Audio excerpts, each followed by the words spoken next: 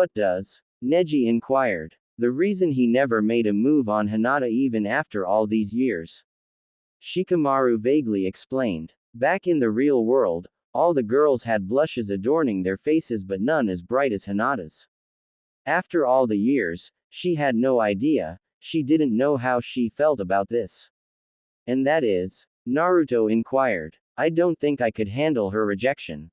I mean, she's like a princess and I'm just a mutt. Kiba said sadly. Back in the Inuzuka clan compound, Kiba's sister Hana and their mother, the head of the clan, was watching the entire thing. Disappointed that Kiba would think himself a mutt and unworthy of great things. Besides, she had that massive crush and I couldn't get in the way of her happiness like that. Naruto looked at Kiba with a sadness only those who relate to one another could share.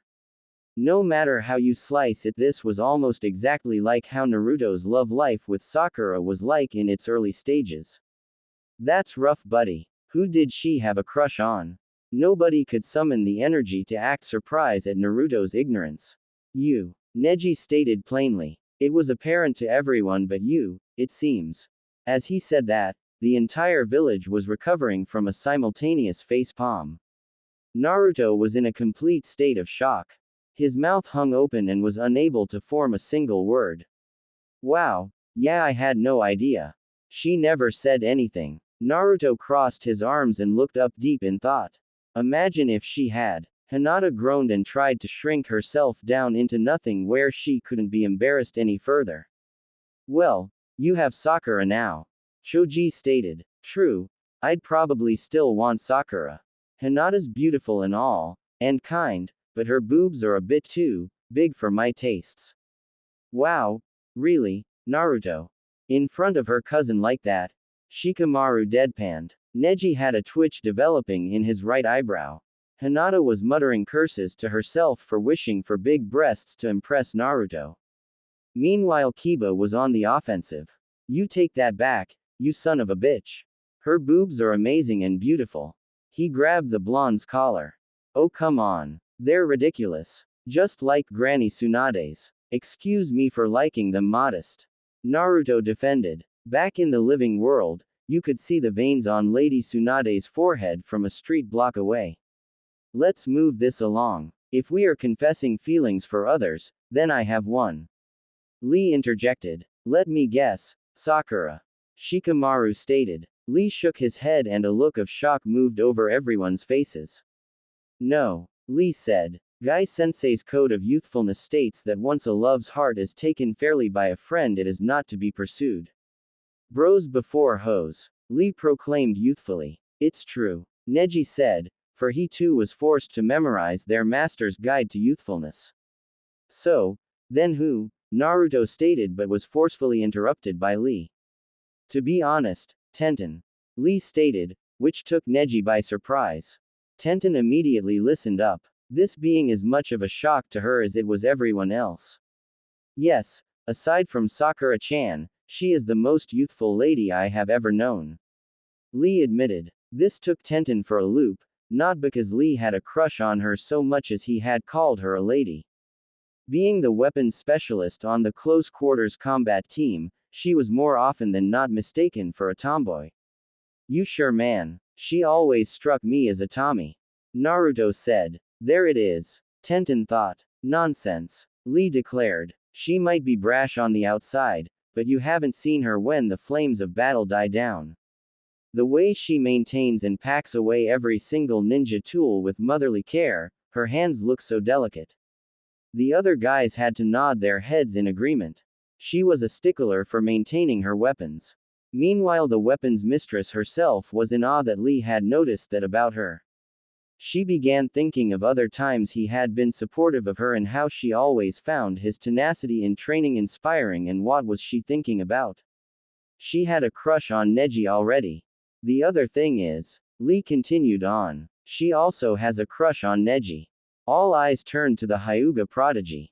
Out of all the guys there, he was the only one who fit the cool, silent, and mysterious type that all the girls in the academy yearned for. I see. Neji stated plainly. I'm sorry to say that I don't have the same feelings for Tenten. Honestly, I'm not interested in anyone at the moment. Oh bullshit, man. There has to be someone you are crushing on. Kiba protested, not believing Neji. Honestly, there is no one. Neji stated seriously. Not even a little bit. Naruto asked. Is it so strange that I take my ninja training seriously and don't have time for crushing on anyone? Yes. Everyone replied, except Shikamaru, who was busy trying to get comfortable for his nap. Well, sorry to disappoint. Neji stated. Back in the living world, Tenten was disappointed. But not as much as she expected, mainly because she had Lee's unknown confession to think about. She joined Hinata crouching on the ground. What about you, Choji? Kiba asked plainly. Yeah, I got nobody. Choji said nervously. I can tell you're lying by your scent, spill it. Kiba said. The rest of the guys egged Choji on. This time Ino listened up, determined to learn all she could about her teammate's secret love life to help him out. Alright, so long as you don't tell anyone. Choji stated in frustration. Back in the Leaf, Choza and the rest of the Akamichi clan looked up in anticipation. The heir to their clan had never expressed an interest in love as far as they could tell. The Yamanaka clan and even the Lazy Nara clan was also interested since the three clans were so close. Ino. Choji said below a whisper that between the noise the sweeper truck made from its diesel engine roaring and the noise from the cleaning apparatus, no one heard him. Didn't catch that, Naruto said. Ino. Choji blurted out. From all corners of the Leaf Village, people could hear an astounding, what? Coming from two of the three Ino Shika Cho clans. Followed by a softer mutter of, troublesome, coming from the third clan. Ino was busy racking her brain on who else in the village had her name. Shikamaru meanwhile looked upon his best friend with a mix of disbelief and almost disgust. Ino. Yes. Ino Yamanaka. Yes. Our teammate Ino. Yes already. Then it hit Ino. What? Dude. She's like our cousin. Shikamaru exclaimed. But not by blood, Shikamaru. Choji protested. Talk about a massive shock. Kiba and Naruto said at the same time, even the ever-stoic Neji had a look of shock. Do not worry my friend, the power of youthful love will always prevail. Lee shouted, trying to cheer his friend up. No it won't, Choji said, receiving even more bouts of curiosity from the group.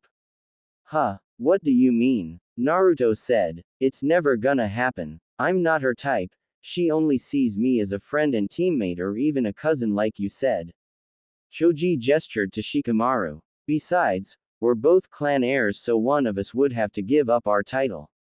I can't do that to my dad and I wouldn't ask Ino to give up hers either. So I'm just gonna let her be, watch her marry some decent guy, and then get married myself to some girl my father picks out for me. So long as I can stay friends with her and you Shikamaru. The boys went silent for a bit, just another tragic story of unrequited love to add to the pile. How? Shikamaru asked, for once at a loss for words. I mean, when? Come on man, you've seen her. Never mind how drop-dead gorgeous she is, she's so confident and determined. She's loud, but only because she's passionate. Her smile is so bright it's like a flower blooming and it brightens my day. Choji thought dreamily. Like I said though, it's not gonna happen. So long as she's happy, I'm happy. On the other end, Ino felt a warming sensation flow through her body as her face lit up with embarrassment, joy, and sadness all at once. She had no idea Choji felt that way about her and the fact that she was watching him beat himself up over stupid doubts, it made her even more sad. Choji, Ino said softly. Geez man, that's worse than troublesome. That sucks. Shikamaru stated matter-of-factly. Yeah, Choji agreed. It's not as bad as your love life though. Huh, Shikamaru, I have no idea what you're talking about. Shikamaru answered. What about Tamari? Kiba pressed. What about her? Shikamaru defended. Back in the Leaf, it was now Tamari's turn to listen up. Don't you have a thing for her? We could all see the way you act around her. Neji stated matter-of-factly. Even I noticed that. Naruto spoke up. Ya see, even an idiot like Naruto noticed. Kiba said. Hey, Shikamaru sighed. That troublesome woman, why would I ever have a thing for her? She's brash and competitive. Every time we try to play chess together she tries to add some new rules in the middle of the game to mix things up. She's noisy and reminds me too much of my mother. Back in the Leaf, Tamari was growing red from a combination of embarrassment and mostly anger. Ouch. Naruto stated. To be honest, I kinda liked Vital. Shikamaru stated, earning shocked gasps from the present group. She's more womanly, average looking, and if she could just calm down her anger she'd be perfect. Shikamaru stated. Back in the Leaf, Vital was beside herself. Shikamaru liked her. And did he just call her average looking? Tamari however felt like her heart was breaking. It's not like she actually liked that crybaby. It's just, she thought they were on better terms than that. Shikamaru, Yuhole, she thought. Besides, if I actually did want to get with her, it would never work. She's a major advisor to the Kazekage and his sister. Plus, I'm a clan heir too, so I'm stuck at the Leaf. We'd have to travel 3 days to get to either of our villages. I'd spend 6 months in the sand for the winter months and she would have to spend 6 months in the Leaf for the summer months. Shikamaru listed off. Back in the Leaf, Tamari perked up. Where was he going with this? I'd be too troublesome to raise a family like that. Always moving back and forth, or one of us leaves the kids with the other for half a year. Plus, if the peace between the Leaf and the sand ever fails, then we would be enemies. Shikamaru stated. The guys could swear that they heard a hint of sadness in his voice. Tamari and a few other villagers picked up on that too. It sounds like you've put a lot of thought into this. Neji stated. I'm the brains of this operation, right? I plan out everything. Shikamaru said like it was his curse. Doesn't sound like you've put very much into it if you can't be truly honest with your feelings. Lee stated. I agree. It's obvious to everyone here that you like her. Choji added. PSHT, whatever. Shikamaru turned over on his side to face away from the guys. Then a light bulb went off in Naruto's head. Hey Shikamaru, what if I made you a promise that when I become Hokage there will always be peace between the Leaf and the sand? That's a mighty big claim there, buddy. Kiba stated. Shikamaru looked back at him. You're not serious. Believe it. Gaara and I are super tight. No way either of us will let diplomacy fail between our villages while we're in office. That way you and Tamari could be together. Hell, I could negotiate to get Tamari transferred to the Leaf permanently as an ambassador or whatever. That's going a long ways out of the way for my sake, Naruto. Shikamaru stated. Nonsense, you didn't even hear my master stroke. Where we build a road directly linking the Sand Village to the Leaf Village to cut down on your travel time. We'll call it the Shikatem Road. The Nara heir looked at the spiky blonde like he was crazy. An actual road dedicated to a single couple. And the name was so stupid. Plus, it would completely undermine the whole, hidden village, thing the Leaf and the Sand had going on. Shikamaru smiled and then laid back down. Thanks, but that is probably a long ways off, so I'm not going to hold my breath. Shikamaru sighed. Tamari meanwhile was going over the road idea in her own head. It was ridiculous, it was stupid, time-consuming, waste of resources, and, it sounded very sweet. Hey, when we do build that road, can we use the stones from Snake Way? Kiba asked. That sounds like more trouble than it's worth.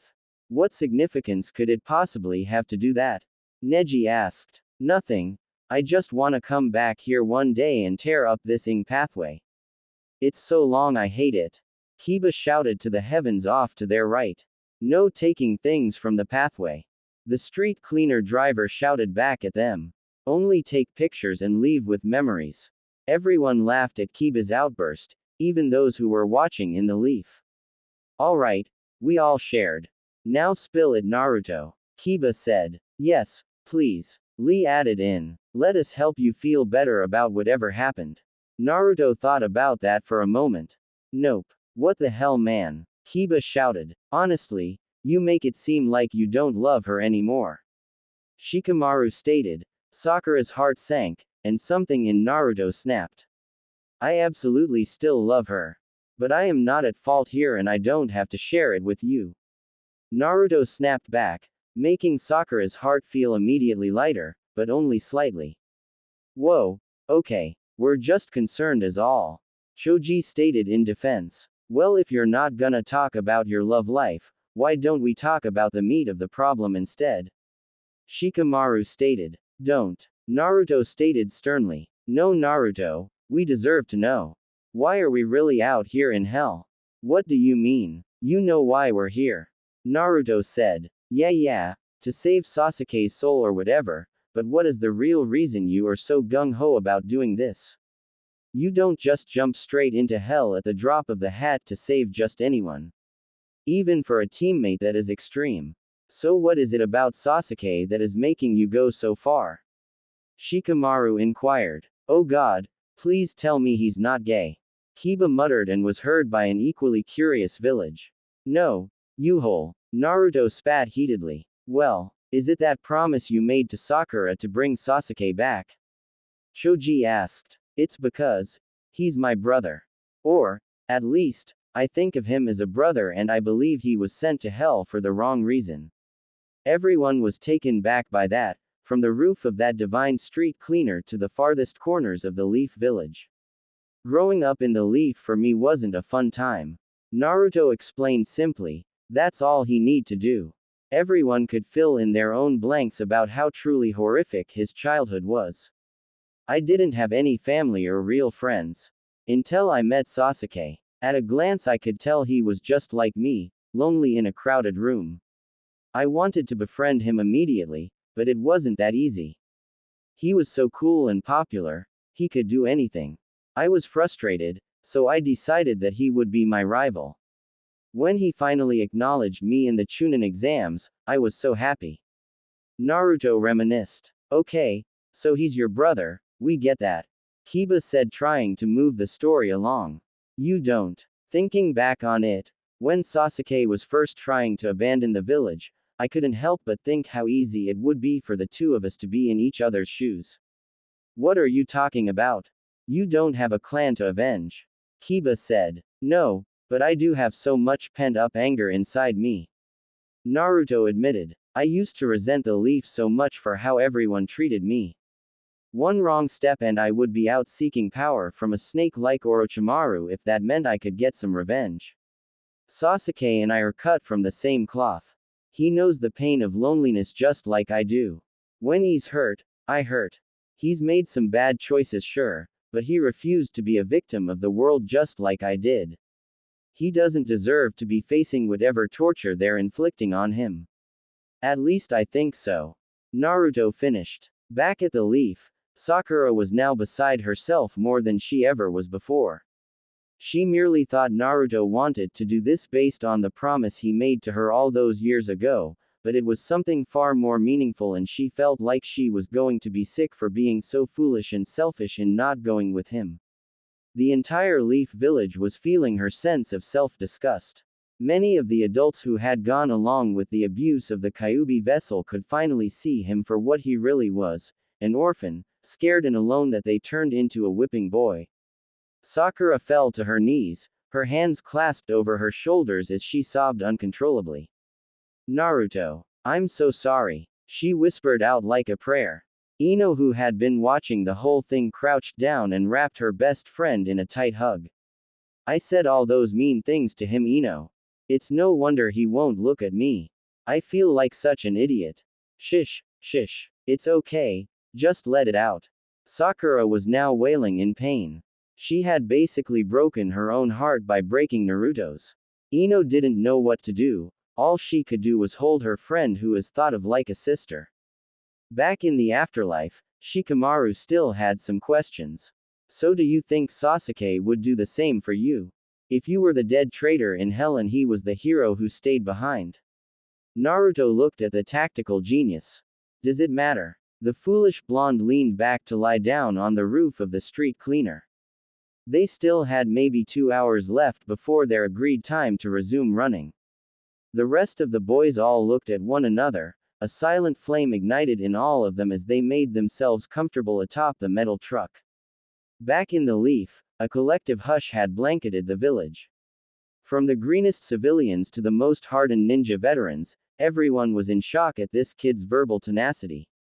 The balls on this newly promoted Chunin, the courage and loyalty to a fallen comrade, it was awe-inspiring. You only OCIATED those kinds of traits to either the greatest of fools or the most heroic of legends.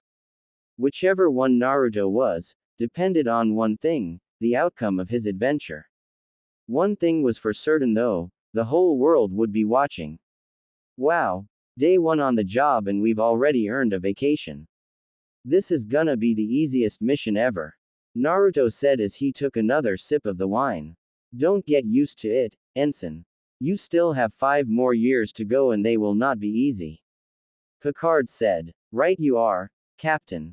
Naruto shouted as the placebo effect of the wine alone had made Naruto the tiniest bit tipsy. Freaking lightweight. Sakura snickered. She had already made it onto her second glass. Don't drink too much now, Picard said as he and Crusher left their quarters. Sakura smiled as she looked back to Naruto, seeing him slam down the remainder of his glass and pour himself another. Hoo boy, better keep a leash on him. Hinata told me he gets horny when he's drunk. Sakura thought. And that's a bad thing how? Inner commented. I may be single, but he doesn't know that and he's still with Hinata. That is a bad thing. Why would you care? You two are going to be gone for 5 years and you haven't gotten any in months and I bet he hasn't either. It's not like Hinata will ever know. I see it as a win-win, personally. Inner rationalized. Inner, that is his and Hinata's personal business. Besides, they are both my friends and I won't be responsible for screwing up their relationship. Sakura replied. Yeah right. Knowing our dumb luck, Naruto will remain nothing but faithful to his busty, fish-eyed princess. Naruto, our dinner is getting cold. Save the booze for after dinner, Sakura said. Can do Sakura Chan. Naruto giggled. Seriously, what a lightweight. You're drunk already. Wow. Hinata wasn't kidding. Sakura said in shock. What does she know? She never wants to have any fun with me. Naruto slurred. Naruto, you're drunk. You don't know what you're talking about. Sakura said. Shashish. Naruto drunkenly shushed. Our relationship is almost like yours with Sasuke. Naruto slurred. It's like I do everything for her so long as it's what I want, never what she wants. She's too submissive and timid and it gets annoying. Sakura went wide-eyed. This was a side of the Leafs' #1 power couple she doubted anyone else had ever seen. At least as far as she knew, Sakura stopped listening to the gossip about them a long time ago. Oh Naruto-kun, let's do whatever you want to do. Oh Naruto-kun, anything you suggest is fine. Oh Naruto-kun, bah. Naruto did his best mimic of Hinata's voice. Naruto slammed down a glass of Romulan ale and dropped the empty glass on the floor. Damn that shit's strong. Naruto slurred as he wobbled over to the couch. 4 months ago, I pushed to do something she wanted to do and she got mad at me, causing a big argument over nothing. Naruto said as he flopped down on the couch. I'm surprised I stayed with her as long as I did. I said I was tired of always pulling her along with whatever I wanted to do and said I didn't want a life like that.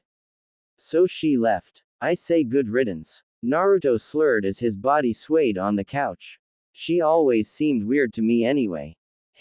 We got back together after that though. She promised to be more irritative though, so that's nice. Naruto. Sakura thought to herself. She had no idea that this was going on. Knowing Hinata, she only said that just to get back with Naruto. She was never the irritative type and chances are things are already troubled. The problem is, I have yet to see a change in her. I think she'll always be like that. Trouble in paradise, it seems. You sure you don't want him in you? Inner said. Oh ya know what? She was more irritative at first, but cha know what the real kicker is. Turns out we don't have a damn thing in common. She doesn't like ramen, or pulling pranks, what the hell is with bird watching anyway? Naruto's mind was now on his innermost thoughts. Between 2 glasses of aged wine and a glass of Romulan ale, he was gone and Sakura was getting a truthful insight to what has been really going on. We broke up again. These time for good. Naruto slurred. 3 don't think she ever really loved me. Sakura's mouth dropped to the floor. This was the last thing she expected to hear. Whether it was true or it was the alcohol talking, she didn't know. Either way, she was seeing Naruto in a light she has never seen him in. Personally, I think you should dump Sasuke. That Tem is making you miserable, so just drop him like a hot potato.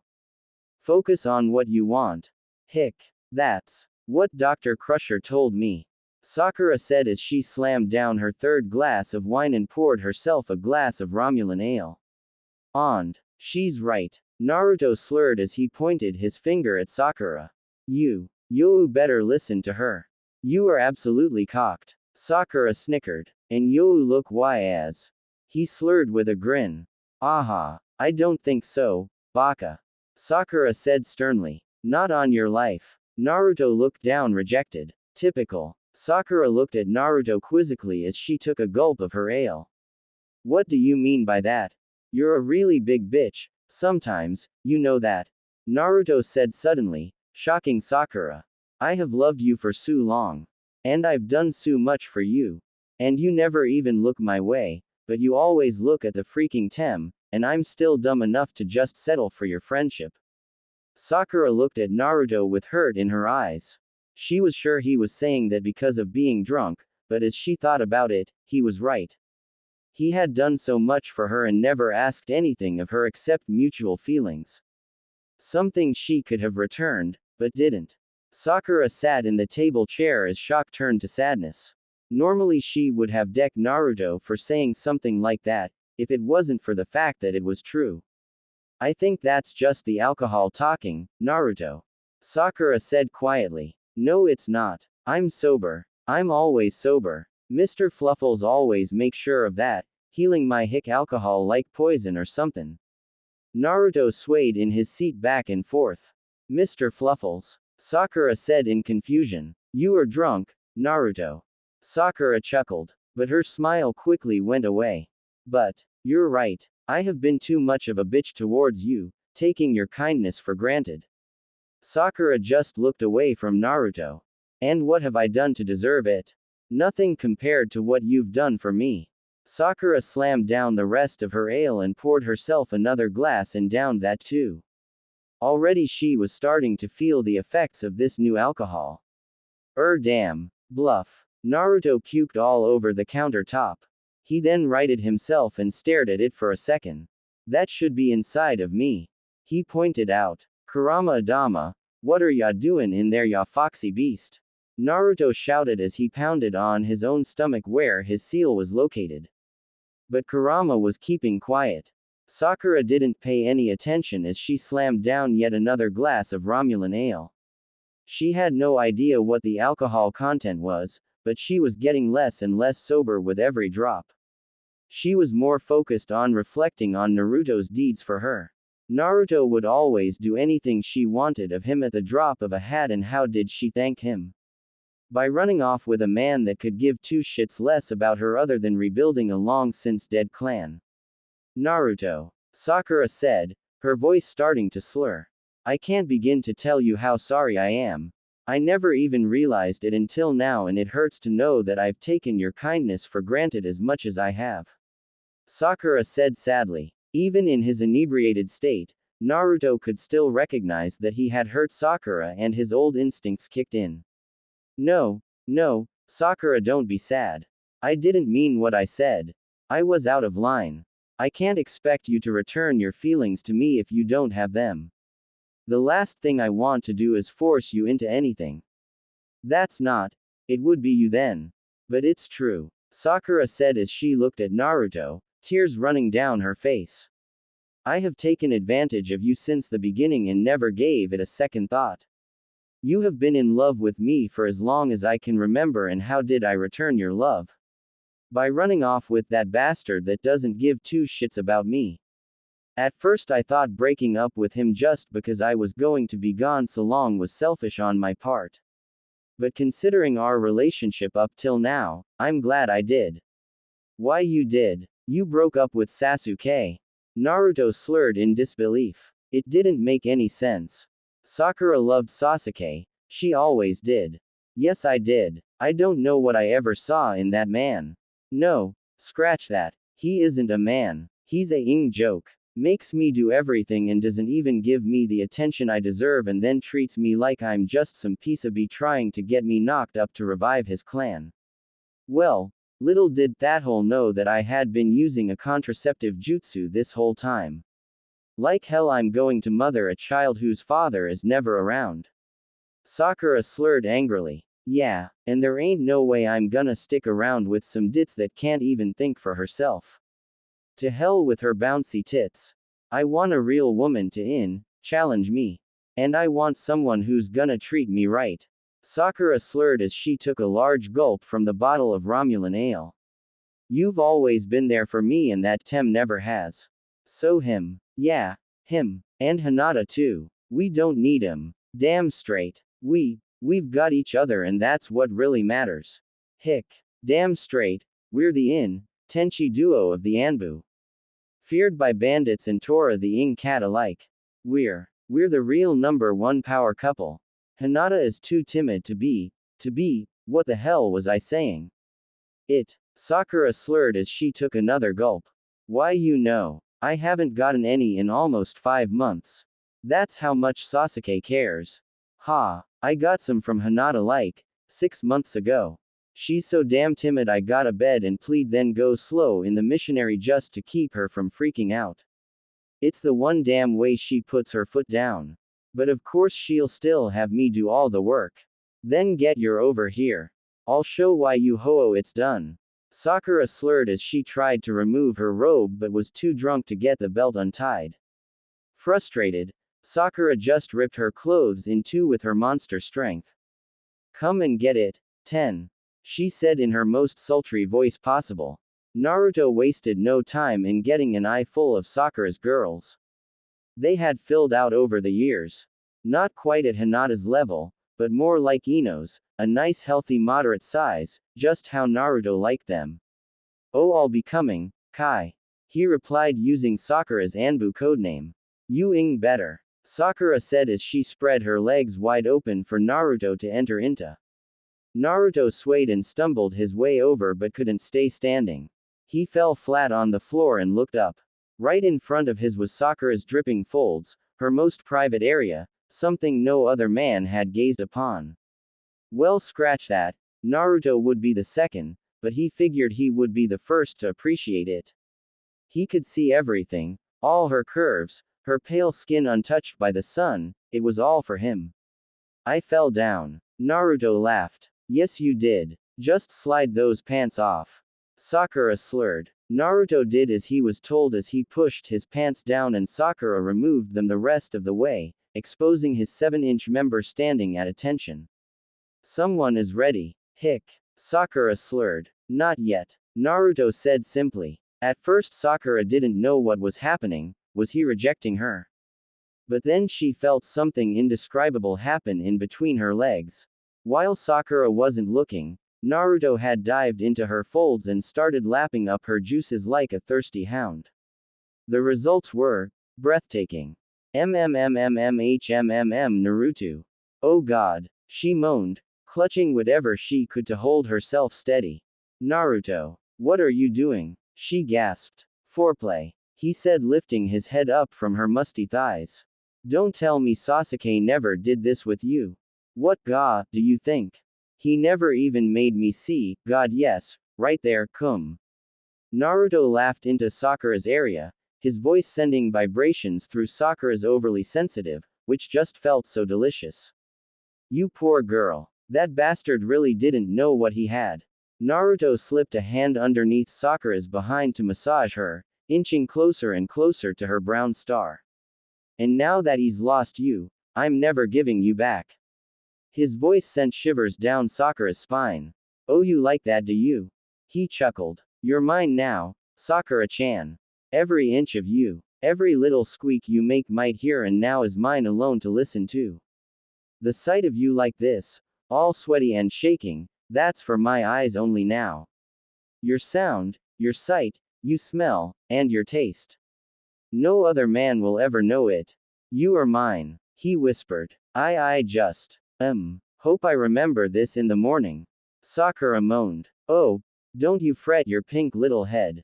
You'll remember. Inner thought to herself. At that moment a finger slipped in and Sakura couldn't concentrate enough to form a response. Naruto could sense that his love was growing impatient, so he increased his tempo, faster and faster until Sakura could not even speak, only groan under the building pressure inside of her. I'm gonna. Oh god Naruto. Sakura screamed as she exploded over Naruto's face. Sakura convulsed uncontrollably as she continued to gush on the blonde.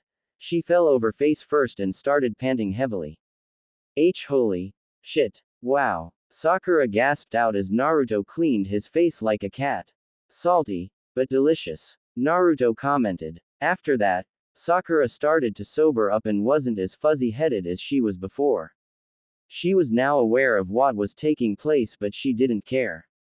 This was turning out to be the best damn of her life and she wasn't about to give it up for anyone or anything. Morals be damned. Sakura looked down to see the wet face and hair of Naruto, who still had his face buried in her pink muff. Realizing that he was covered in her juices, she blushed. That never happened before. Sakura gasped out. Really? It happens to me all the time. Naruto gasped. Hinata is a squirter. Sakura exclaimed. What? No, she's not a squirrel. Naruto said. His head was still spinning. Sakura deadpanned. Never mind. Sakura said as she moved to remove Naruto's pants.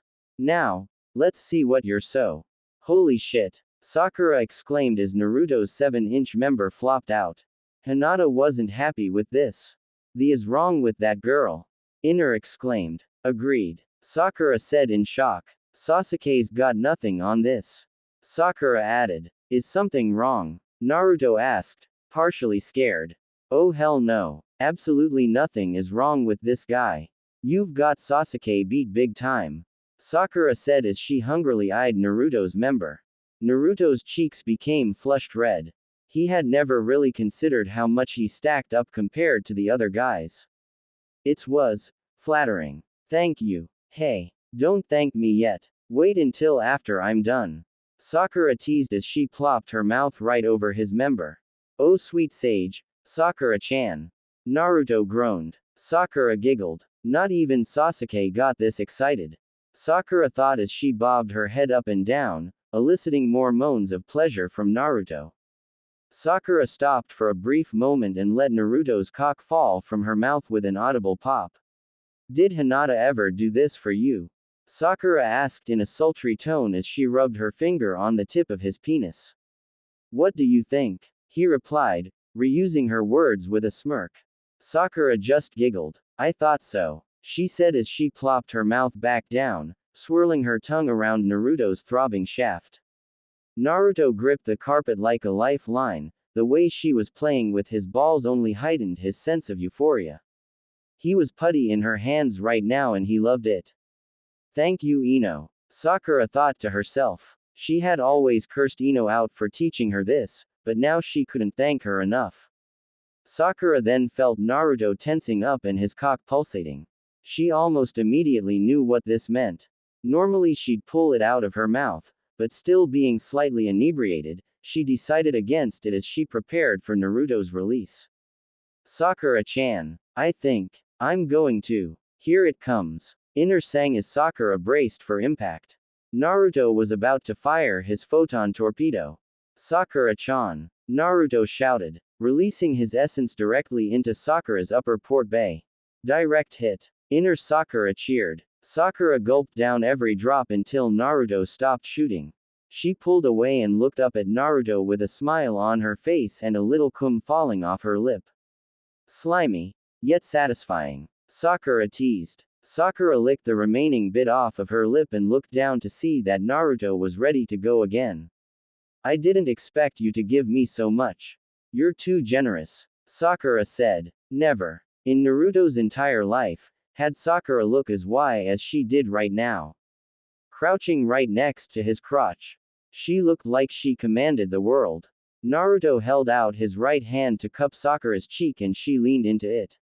Closing her eyes, she felt at peace. He led her up to a standing position by her jawline until she was looking up at him from her tiptoes. They were both plenty tipsy, but had never felt more certain and confident in their actions than they had before in their lives. Everything they did now, they did with their best friend. I don't know why, but I feel like this is something I've wanted for a long time. Maybe my longing for Sasuke was actually meant for Naruto. Or, maybe it's just the alcohol affecting me. Sakura thought. Who the flippity cares? Inner cried. She had been doing somersaults inside of Sakura's head the entire time. I want to know if this is real, or if it's just a fling. I want it to be real, but why him all of a sudden? Inner didn't respond, and Sakura's raging hormones were in overdrive at the moment, enough to sway her line of thinking back to present matters. Without thinking, Naruto brought Sakura in close for a kiss. Just a quick one on the lips. She tasted salty and sweet with just a hint of bitterness. He loved it, but restrained himself by pulling back. If Sakura still wanted him, she would have to initiate it. Sakura looked at Naruto with a mix of shock, longing and surprise. Why did you stop? Sakura asked with a slight pout. I just wanted to make sure this is what you want. We can stop right now and never speak of this again. I'd rather have your friendship than nothing at all, Sakura-chan. Naruto said softly, almost husky-like, but Sakura knew there was doubts behind his words. This whole time, Sakura thought Naruto was still hammered, but it seems as though he had sobered up enough to realize his actions and think before going any further. Sakura had since sobered enough to be aware of what was going on but didn't want to stop. They have gone this far, there isn't being just friends after all of this. Naruto. We've gone this far, why stop here? Especially since this is the greatest I have ever felt. I should have paid attention to your feelings for me a long time ago. Sakura said softly. And maybe I should have been more irritative and less annoying. He replied. Yup. He sobered up. Sakura thought. Naruto, that is what made you who you are today, and I wouldn't have you any other way. You know that. What I didn't expect was to be having on our first date. Sakura said with a giggle. Yeah, I can't say I ever pictured our first time would be on a spaceship either. Well, when we get back, we can say we've done something no one else has ever done, had in the middle of outer space light years away from home. Not that we can ever tell our friends about it. Maybe not at present, but someday. Now are we gonna finish what we started? I'm starting to dry up. Sakura said in a sultry tone. Oh yes we are. No lover of mine is gonna leave the bed unsatisfied. Naruto growled, enlisting a purr from Sakura. Take me, fox boy. Like you've always wanted. Without having to be told again, Naruto scooped Sakura up bridal style and carried her to her bedroom. He then playfully dropped her on the bed, to which she laughed and squirmed, getting ready to accept Naruto's gift. But, there was a crucial thing she was forgetting that her inebriated state was keeping her from realizing. But Inner knew what it was, and even though she was very eager for all of this to happen, some things need to be said. You're forgetting something, Inner said. Can it wait? I'm kinda busy here, Sakura said in an annoyed tone. Well, if you want a bun baking in your oven then by all means, it can. Shit. Sakura cursed loudly. She could hardly believe she forgot about that. Hold on a minute, I forgot something very important. Sakura said as she pushed Naruto back. What the hell, Sakura? I thought you said you wanted this. Naruto cried. Just hold on a second. Sakura formed a few hand signs and placed her blue glowing hand on her lower abdomen. A symbol appeared briefly and then vanished as her jutsu was completed. Contraception jutsu. I want this, but I don't wanna be having a kid anytime soon. Sakura pointed out. Oh yeah, good catch. Thank God you're the brains of our little duo. Naruto said sheepishly. Although secretly he would live nothing more than to father a child with Sakura, if there was anything his relationship with Hinata had taught him it was to not rush these things. Now, get over here, Sakura hungrily growled. Yes, my vixen, Naruto replied, and Sakura could swear she saw his eyes flash red with lust. Naruto crawled onto the bed and got in between Sakura's legs, which she spread as wide as she could. Naruto could see a great deal of fluids flowing from between her folds as they ran down to her anus. Naruto couldn't wait any longer. He positioned himself and held his member to Sakura's opening, his tip rubbing her vaginal lips eagerly. You tease. Sakura moaned. Oh, you know it. You're pretty eager, aren't you, Sakura-chan? He whispered. Yes. Now stick me before I lose my mind. Oh God. Sakura hollered as Naruto entered her hard before she finished her sentence. You were saying. He smirked. You. She smirked back, relishing the feeling of having a man inside her after so damn long. That's the idea, my little vixen. Naruto began thrusting in and out as Sakura moaned uncontrollably. With each movement Naruto made, her level of pleasure soared to heights she never imagined. She was on cloud 9 and the feeling was intoxicating, more than the alcohol. She was now drunk on sheer pleasure and didn't ever want it to end. Oh my god. I've never felt this good in my life. Oh god, yes right there. Sakura moaned and gasped. Gasp. Yeah, huff huff, same here. Your Sakura is so damn tight. Glad. Oh god, glad someone thinks so. Sasuke said I was too loose. But he's really just a. Oh god yes, a pencil dick compared to you. Haha, and Hinata. She was such a stick in the mud. I could only make love to her. But with you, Naruto said. He spun Sakura around onto her belly with his dick still balls deep inside of her. Now he was thrusting at her from behind with 2 handfuls of that delicious of hers he would always see strutting around in all those spandex shorts of hers. I get to you. Damn straight you do. Now don't hold back. I'm nearly there. Oh god. So am I. Me. He hissed. His hands were kneading Sakura cheeks like they were made of dough, squeezing them, slapping them together. He even took his dick out of her just to run it up the crack of her. Before Sakura could finish whining for him to put it back in, he did so with renewed speed, arcing Sakura's sense of pleasure to new heights. Sakura then started feeling the same build-up she had when Naruto was eating her out, only it was 3 times as intense. The build-up was increasing with each vigorous thrust made from the blonde-haired fox, and it was getting to the point where Sakura was reaching her limit, a limit she never knew she had. The big one was coming. Naruto was gripping Sakura's hips for extra support. He could feel that he was reaching his limit. If it wasn't for Sakura's blow job earlier, the thought of ing Sakura alone would have sent him over the edge long ago. This was a once-in-a-lifetime opportunity and he would not let it fizzle out. He and Sakura would remember this night. Then with a final thrust, it came. Naruto ooh. Sakura screamed as she exploded around Naruto's member. Arg. Sakura-chan. Sakura's climax sent Naruto over the edge and he exploded deep in her cavity. Sakura's vaginal liquids mixed with Naruto's sperm as the both of them convulsed and shuddered as their climax hit them like a bomb stronger than any in recorded history. After a few moments of utter bliss, both lovers collapsed. Sakura lay on her belly as Naruto laid on her back as they gasped in exhaustion. That was. Sakura gasped but couldn't find the words. It was perfect. Astronomically. Epic. Naruto gasped. Is that a pun, because we're in space? Sakura replied. Maybe. Sakura turned around and playfully slapped Naruto on the chest before burying her face into his warm chest. Naruto in kind chuckled as he wrapped Sakura protectively in his arms. He kissed the top of her head, tasting her shampoo. Strawberries. He thought dreamily. Sakura meanwhile was listening to the steady rhythm of Naruto's heartbeat. The same heartbeat she had kept beating all those years ago on the battlefield.